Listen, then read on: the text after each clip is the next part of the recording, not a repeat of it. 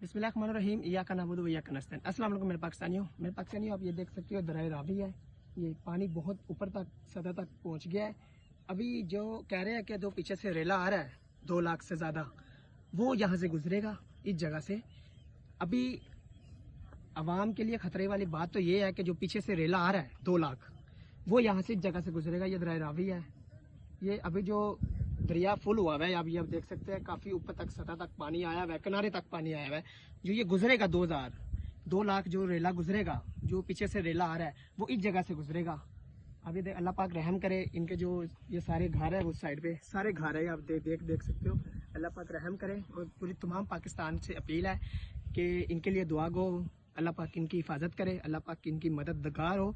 और ये जो होनी है, अल्लाह पाक इनको जल्द के साथ टाले और रेला परे से परे गाय हो जाए, इस साइड पे ना आए रेला, क्योंकि इस साइड पे सारी आबादी है। बहुत शुक्रिया। पाकिस्तान जिंदाबाद।